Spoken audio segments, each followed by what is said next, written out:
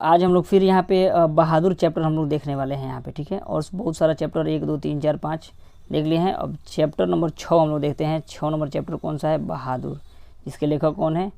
अमरकांत। इसके लेखक कौन है? अमरकांत हैं। इसके लेखक अमरकांत हैं, इसको याद रखिएगा। जो बहादुर होता है वो क्या होता है? अमर हो जाता है। जो बहादुर होता है क्या होता है? अमर हो जाता है। इसको याद रखिएगा ना, तो बहुत सारा क्वेश्चन इस पर बहुत सारा आएगा भी, ठीक है।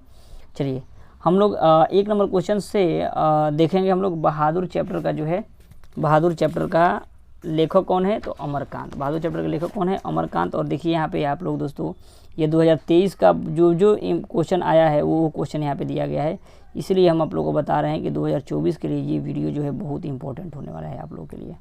2024 के लिए बहुत इंपॉर्टेंट होने वाला है, इसको आसानी से देखते जाइए। और लास्ट में दोस्तों हम लोग इसको समराइज कर देंगे, देखिएगा आप लोगों को बहुत सारा क्वेश्चन याद हो जाएंगे, आप लोग देख के खुद समझ सकते हैं, ठीक है। 1 नंबर क्वेश्चन को रहा है दोस्तों कि बहादुर शीर्षक पाठ में किसकी कहानी है? तो यह जो है किसकी कहानी है? तो यह जो है नेपाली गवई गोरखे की कहानी है। नेपाली गवई गोरखे की, यानी गांव का कोई गोरखा है उसी का कहानी इसमें दिया गया है बहादुर का। नेक्स्ट कह रहा है कि बहादुर से मार खाकर भैंस भागी भागी किसके पास चली गई थी? तो ये जो है भागी भागी किसके पास चली गई थी? तो बहादुर के माँ के पास चली गई थी। किसके पास? बहादुर के माँ के पास चली गई थी। नेक्स्ट कह रहा है हम लोग का कि बहादुर शीर्षक पाठ के लेखक के बड़े लड़के का नाम क्या था? बहादुर शीर्षक पाठ के लेखक, यानी बहादुर के शीर्षक पाठ के लेखक कौन है? तो अमरकांत। और अमरकांत के बड़े लड़के का नाम क्या था? तो अमरकांत के बड़े लड़के का नाम जो था किशोर था। क्या नाम था? किशोर। नेक्स्ट क्वेश्चन कर रहा है कि निर्मला कौन थी? निर्मला जो है कौन थी? तो लेखक की पत्नी थी। कौन सी थी? निर्मला जो है लेखक की पत्नी थी। नेक्स्ट क्वेश्चन कह रहा है कि सूखा पत्ता किस लेखक की रचना है? सूखा पत्ता जो है, सूखा पत्ता किस लेखक का रचना है? तो ये जो है 5 नंबर का हो जाएगा दोस्तों हम लोग का सी नंबर। ये भी जो है सूखा पत्ता जो है अमरकांत का है। एकदम सिंपल वे में आप लोग याद कर लीजिएगा, देखिएगा लास्ट में समराइज करेंगे ना, पूरा आप लोग को याद हो जाएगा। सूखा पत्ता किसका रचना है? अमरकांत का। नेक्स्ट क्वेश्चन कह रहा है कि मित्र मिलन शीर्षक कहानी का संग्रह किसकी रचना है? मित्र मिलन। तो ये भी जो है 6 नंबर का आंसर हो जाएगा दोस्तों हम लोग का। मित्र मिलन भी अमरकांत का ही है। मित्र मिलन अमरकांत का ही है। नेक्स्ट क्वेश्चन कह रहा है कि लेखक की पत्नी के रिश्तेदार किस दिन आए थे? लेखक के पत्नी के रिश्तेदार जो है किस दिन आए थे? तो 7 नंबर का हो जाएगा सी नंबर।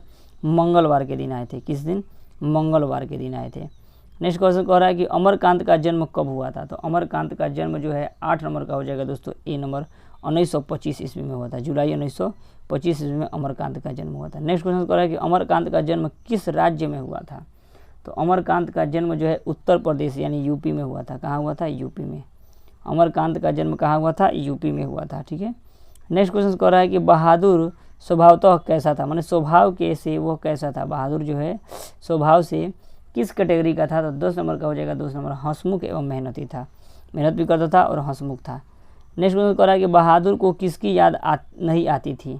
बहादुर को किसकी याद नहीं आती थी? तो 11 नंबर का हो जाएगा दोस्तों हम लोग का ए नंबर। माँ की याद नहीं आती थी, ठीक है। वो हंसमुख और मेहनती था और माँ की याद उसको नहीं आती थी। नेक्स्ट क्वेश्चन कह रहा है कि बहादुर घर से चलते समय कितनी राशि लेकर चला था?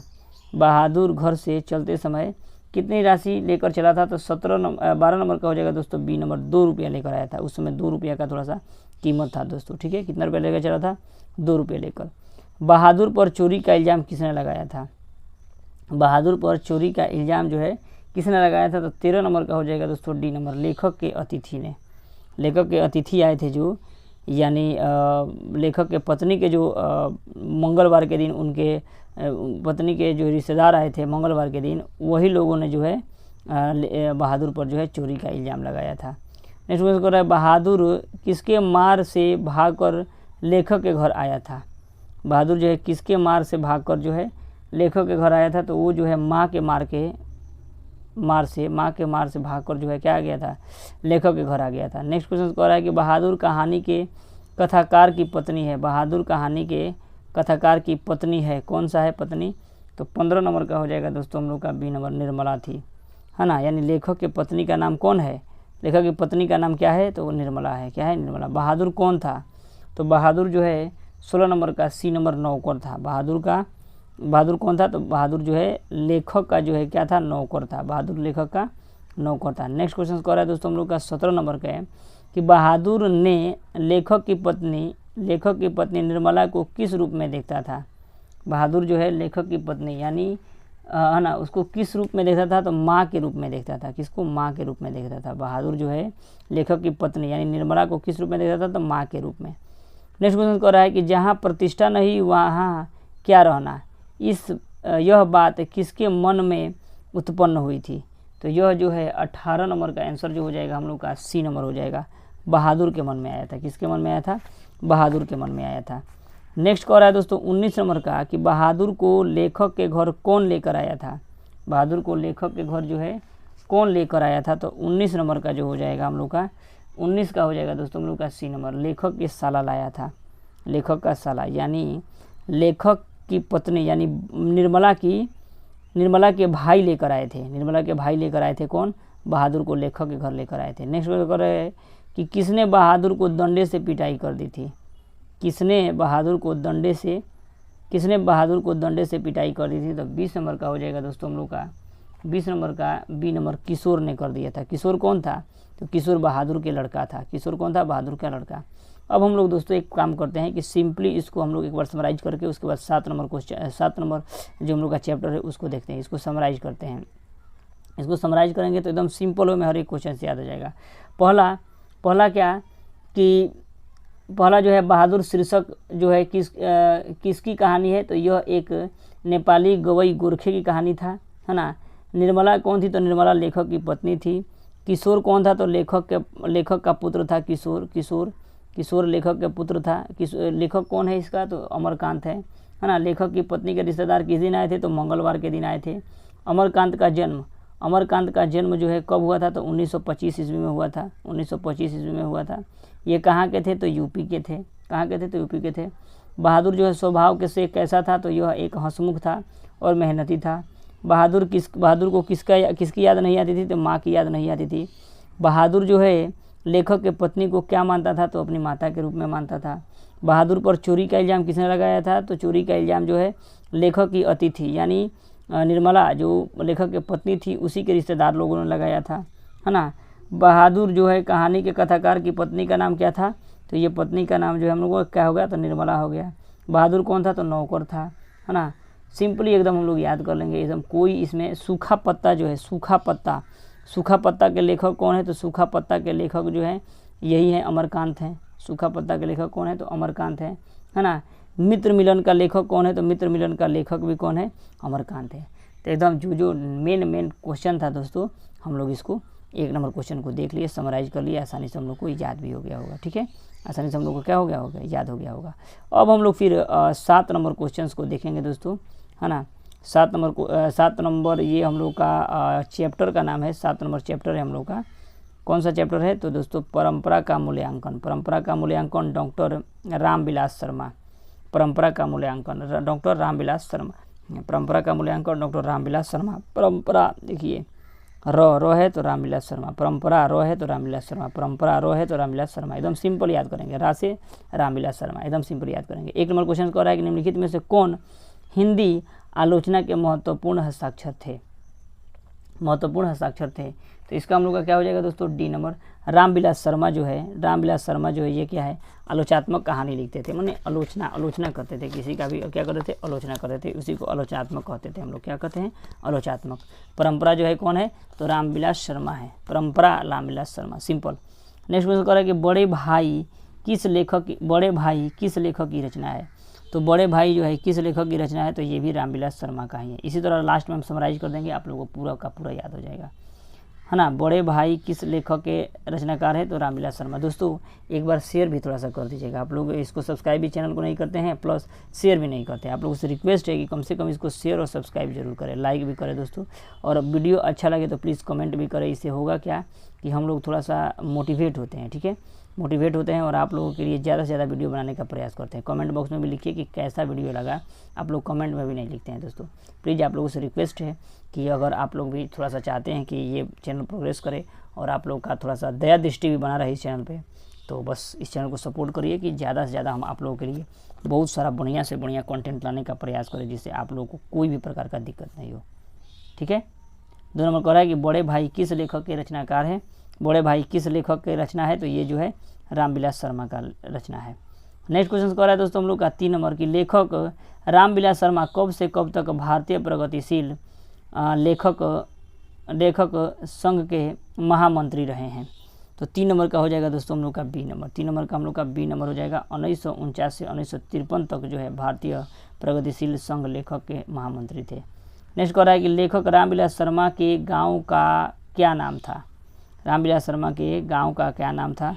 तो 14 नंबर का हो जाएगा दोस्तों उच्चगांव सानी। उच्चगांव सानी था। लेखक रामविलास शर्मा के गांव का नाम क्या था। तो उच्चगांव सानी था। ठीक है। नेक्स्ट कह परंपरा का मूल्यांकन किस विधा की रचना है। ये क्या है, कहानी है कि निबंध है कि स्मरण है कि व्यंग्यात्मक है। तो 5 नंबर का हो जाएगा दोस्तों हम लोग का बी नंबर। ये जो है निबंध है, एक प्रकार का निबंध है। ठीक है, क्या प्रकार का है, निबंध है एक प्रकार का। नेक्स्ट क्वेश्चन कह रहा है कि रामविलास शर्मा का जन्म जो है कब हुआ था। तो रामविलास शर्मा का जो है जन्म जो है 6 नंबर का सी नंबर हो जाएगा। 1912 ईस्वी में हुआ था, है ना। 1912 ईस्वी में हुआ था किनका जन्म। तो रामविलास शर्मा का। नेक्स्ट क्वेश्चन कह रहा है कि परंपरा का ज्ञान किनके लिए आवश्यक है। परंपरा का ज्ञान जो है किनके लिए आवश्यक है। तो जो साहित्य में युग परिवर्तन करना चाहते हैं वही परंपरा का ज्ञान जो है आवश्यक होता है। जो साहित्य में युग परिवर्तन करना चाहते हैं।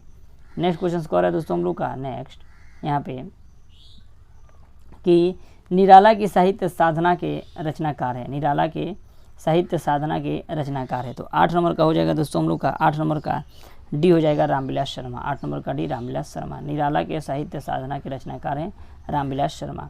नेक्स्ट क्वेश्चन कह रहा है दोस्तों हम लोग का कि साहित्य के निर्माण में किनकी भूमिका जो है निर्णायक है।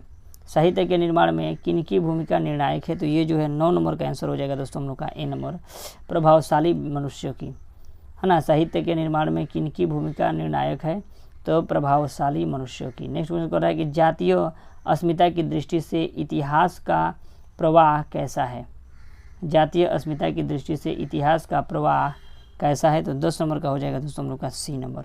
10 का सी नंबर विच्छिन्न और अविच्छिन्न दोनों, है ना। विच्छिन्न और अविच्छिन्न दोनों। नेक्स्ट क्वेश्चन कह रहा है कि साहित्य की परंपरा का पूर्ण ज्ञान किस संस्था में संभव है। साहित्य की परंपरा का पूर्ण ज्ञान किस व्यवस्था में संभव है। साहित्य की परंपरा का पूर्ण ज्ञान किस व्यवस्था में संभव है। तो ये 11 नंबर का हो जाएगा दोस्तों हम लोग का सी नंबर, समाजवादी व्यवस्था में। कौन सा है, समाजवादी व्यवस्था में। नेक्स्ट क्वेश्चन कह रहा है दोस्तों हम लोग का 12 नंबर बहुत इंपॉर्टेंट है, जो 2018 में पूछा हुआ है। ठीक है, कह रहा है रामविलास शर्मा को किस कृति के लिए साहित्य अकादमी पुरस्कार प्राप्त हुआ। ये बहुत इंपॉर्टेंट है दोस्तों। रामविलास शर्मा को जो है किस कृति के लिए साहित्य अकादमी पुरस्कार प्राप्त हुआ था। तो 12 का सी नंबर हो जाएगा।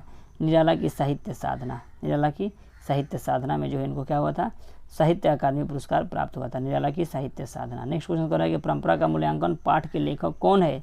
तो आ रहा है ना, तो रामविलास शर्मा है ना। परंपरा रामविलास शर्मा। नेक्स्ट रामविलास शर्मा का जन्म जो है कहाँ हुआ था। रामविलास शर्मा का जो है जन्म जो है उत्तर प्रदेश में भी हुआ था। इनका जन्म जो है उत्तर प्रदेश में भी हुआ था। और अमरकांत का जन्म भी कहाँ हुआ था, उत्तर प्रदेश में ही हुआ था। अमरकांत का जन्म भी उत्तर प्रदेश में ही हुआ था। और रामविलास का भी कहाँ हुआ था, तो उत्तर प्रदेश में ही हुआ था। ठीक है। फिर नेक्स्ट क्वेश्चन कह रहा है कि रामविलास शर्मा का उच्च शिक्षा के लिए कहाँ गए थे। उच्च शिक्षा के लिए कहाँ गए थे। तो ये जो है लखनऊ में गए थे। कहाँ गए थे दोस्तों, लखनऊ। उच्च शिक्षा के लिए लखनऊ गए थे। जन्म जो है यूपी में हुआ था। नेक्स्ट क्वेश्चन कह रहा है कि साहित्य की परंपरा का मूल्यांकन करते हुए सबसे पहल हम किस साहित्य का मूल्यांकन निर्धारित करते हैं। तो 16 नंबर का हो जाएगा दोस्तों हम लोग का 16 का ए नंबर हो जाएगा। जो श्रमिक जनता के हितों को प्रतिबंधित करता है, प्रतिबिंबित करता है ना। साहित्य की परंपरा का मूल्यांकन करते हुए सबसे पहल हम किस साहित्य का मूल्यांकन निर्धारित करते हैं। पहले हम किस साहित्य अकादमी का, तो ये हो जाएगा दोस्तों हम लोग का ए नंबर। जो श्रमिक जनता के हितों को प्रतिबिंबित करते हैं। नेक्स्ट क्वेश्चन कह रहा है कि सभ्यता का हर स्तर क्या नहीं होता। तो 17 का सी नंबर हो जाएगा। वर्ग युद्ध जो है वर्ग युद्ध, सभ्यता का जो है हर स्तर क्या नहीं होता, तो वर्ग युद्ध जो है नहीं होता। नेक्स्ट क्वेश्चन कह रहा है कि शर्मा जी ने पुरस्कार की राशि किसे दान स्वरूप दिया था। बताइए, शर्मा जी को जो ज्ञान जो हम लोग का उनको पुरस्कार मिला था, किसमें पूरा मिला था, तो निराला के साहित्य साधना में जो है साहित्य पुरस्कार जो मिला था वो किसको दे दिए थे, तो वो जो है दे दिए थे किसको, तो 18 नंबर का हो जाएगा दोस्तों हम लोग का सी नंबर, भारत सरकार को ही दे दिए कि ले जाइए, दान स्वरूप ही दे दिए थे वो। ठीक है, नेक्स्ट क्वेश्चन कह रहा है कि प्रेमचंद और उनका युग किनकी रचना है। प्रेमचंद और उनका युग किनकी रचना है, तो 10 नंबर है दोस्तों, ये 19 नंबर है, कितना नंबर है, 19 नंबर है। तो 19 नंबर का आंसर हो जाएगा दोस्तों हम लोग का, 19 का आंसर हो जाएगा सी नंबर, रामविलास शर्मा। प्रेमचंद और उनका युग किनकी रचना है, रामविलास शर्मा। नेक्स्ट कह रहा है कि अज्ञेय ने तार सप्तक कब संपादित किया, तो 20 नंबर का हो जाएगा दोस्तों बी नंबर, 1983 ईस्वी में किए थे, 1983 ईस्वी में। नेक्स्ट क्वेश्चन कह रहा है रामविलास शर्मा का निधन किस ईस्वी में हुआ था, तो रामविलास शर्मा का जो है इनका मृत्यु जो हुआ था, निधन जो हुआ था 30 मई 2000 में ही हुआ था, 30 मई 2000 में हुआ था। अब नेक्स्ट चैप्टर में हम लोग दोस्तों ये चैप्टर देखेंगे, जीत जीत मैं निखरत हूँ, बिरजू महाराज, है ना। जो भी राजा होता है वो हमेशा जीतने का प्रयास करता है, जो भी महाराजा होता है वो क्या करता है, जीतने का प्रयास करता है। तो जीत जीत मैं निखरत हूँ, सिंपल, जीत जीत में, जीतने के लिए प्रयास करते हैं कौन लोग, तो महाराजा लोग, तो बिरजू महाराज। इसको सिंपली हम लोग याद कर लेंगे, और इसमें का जो भी समराइज है इसको हम लोग एक बार समराइज कर देते हैं ये चैप्टर को, कि आप लोग को आसानी से हर एक क्वेश्चन याद हो जाएगा। सबसे पहले कि परंपरा का मूल्यांकन का लेखक कौन है, तो रो से यहाँ पे रो आ रहा है, यानी रामविलास शर्मा है। कौन है, रामविलास शर्मा है, बढ़िया से इसको याद करिएगा। रामविलास शर्मा का जन्म जो है कब हुआ था, तो 1912 ईस्वी में हुआ था। रामविलास शर्मा का जन्म जो है 1912 ईस्वी में हुआ था। कहाँ हुआ था, तो यूपी में हुआ था। कहाँ हुआ था, यूपी में हुआ था। कहाँ हुआ था, यूपी में। नेक्स्ट हम लोग का देखेंगे यहाँ पे कि साहित्य के निर्माण में उनका निर्णायक जो है वो, तो ए नंबर, ये तो थोड़ा सा दिक्कत है। उसके बाद साहित्य अकादमी पुरस्कार जो है किस साहित्य के रूप मिला था, तो निराला जो लिखे थे, निराला, उसी में मिला था उनको, निराला। उनका मृत्यु कब हुआ था, तो 2000 में मृत्यु हो गया था उनका 2000 में मृत्यु हो गया था। उसके बाद जो है परंपरा का मूल्यांकन के लेखक राम प्रसाद बिस्मिल है। उनका जन्म कहाँ हुआ था, तो लखनऊ में हुआ था। और वह जो है उच्च शिक्षा ग्रहण करने के लिए कहाँ गए थे, तो लखनऊ गए थे। कहाँ गए थे, लखनऊ गए थे। कहाँ गए थे, लखनऊ। सभ्यता का हर स्तर नहीं होता है, क्या, तो वर्ग युद्ध में। और शर्मा जी जो है क्या किए थे कि जो पुरस्कार मिला था वो किसको दे दिए थे, भारत सरकार को खुद दे दिए थे कि भारत सरकार आप रख लीजिए, हमको नहीं चाहिए आपका पुरस्कार। ठीक है, और उसके बाद जो है बस इतना ही है, मेन क्वेश्चन इतना ही है। तो हम लोग नेक्स्ट वीडियो में दोस्तों और सब क्वेश्चंस देखेंगे। और चैनल पर नए होंगे तो चैनल को सब्सक्राइब करिएगा, और दोस्तों अपने दोस्तों के पास शेयर जरूर करिएगा। ठीक है, अपने दोस्तों के पास शेयर करिएगा कि इंपॉर्टेंट क्वेश्चन इससे पढ़ाया जा रहा है, समराइज भी किया जा रहा है, आसानी से याद हो जाएगा। चलिए मिलते हैं नेक्स्ट वीडियो में, तब तक के लिए जय हिंद दोस्तों।